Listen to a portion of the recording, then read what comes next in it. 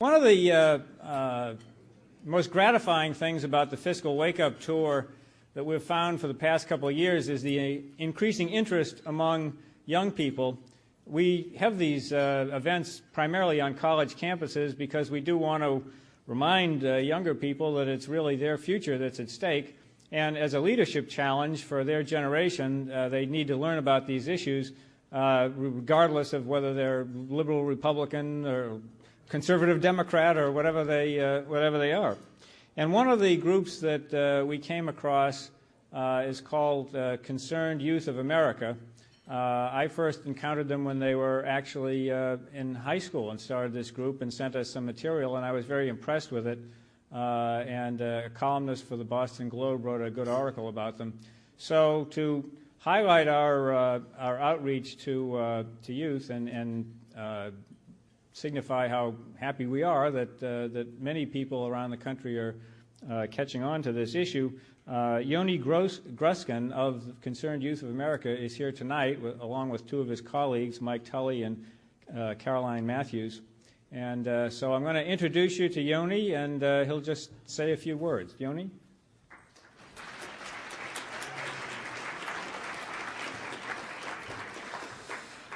Thank you, Bob, and thank you to whichever staffer from the Concord Coalition was able to sneak us in on the guest list. I know for a fact that we don't get this kind of food back at the dormitories. When we started Concerned Youth of America as seniors in high school, we never really thought it would come this far. We met in the old ham radio room in the basement of the math building with nothing more than a mission statement for what we wished to accomplish and an acronym that we thought was unique and trendy. We were shocked and a little embarrassed when a member of the faculty pulled us aside and told us that for many working professionals, the letter CYA means something entirely different than what we were going for. And yet, in hindsight, that meaning seems so appropriate to the work we're doing and the mission we're trying to accomplish. Over the last year, we've been traveling around the country, speaking at high schools and colleges about the long-term economic challenges facing our nation as our budget drifts into insolvency. We have prodded and challenged our peers to start taking responsibility for a set of problems that will inevitably fall into our laps, whether we deserve it or not. We are discovering that today's students are dangerously unaware of the massive bill that is being quietly slipped into them. And yet, from the prestigious private schools in New England to the overcrowded classrooms of Oxford, Mississippi, students have responded with a genuine interest and a great passion and desire to get involved.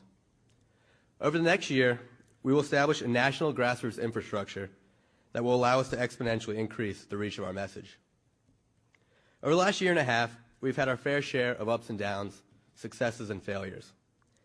Through it all, there's been one constant: the unwavering support of our great friends at the Concord Coalition. At the outset, we were worried about people in the real world not taking us seriously and seeing us for who we were. A group of young, idealistic kids who had received neither a high school diploma nor an invitation to their senior prom. But early on, we found a source of hope in the Concord Coalition's steadfast support for our cause. We took solace in the fact that we could call anybody in their office at any time to get advice or encouragement. If we did something right, they were quick to congratulate us. When we did something wrong, they were even quicker to brush it off and keep us going. I'll never forget the time that I sent Bob an email at 1:27 in the morning, and my surprise when I received a reply at 1:31 a.m. that same morning. An impressive feat even for this late-night college student. Of course, maybe it was just a tab soda keeping me up late at night. He tends to drink a lot of it. But we are deeply humbled to be around so many selfless individuals. We are engaged in the same cause, but for a different set of reasons. Our battle is one of selfishness. For us, this issue is personal. It's not about the graphs and the numbers. For us, this is about our future. It's about the quality of life we will inherit and the functionality of government that will be passed down to us.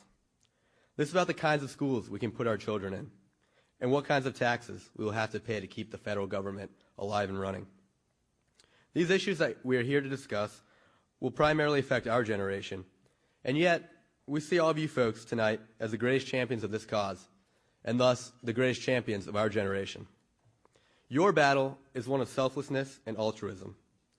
So many of you have donated a lot of your time and your money to create awareness and support for fiscal restraint and economic sustainability. I can't help but look towards Pete Peterson, whose love of country and patriotism has compelled him to fight for the notion of generational fairness, to that idea that a society should be judged by the kind of world it leaves for its children. Without the help and support of the Concord Coalition, it is difficult to imagine any scenario in which CYA could effectively fulfill its mission. On behalf of all the members of our organization, and for a generation that is ready to unplug their iPods and roll up their sleeves, we thank Pete and Bob and the rest of the folks at Concord for all that they have done.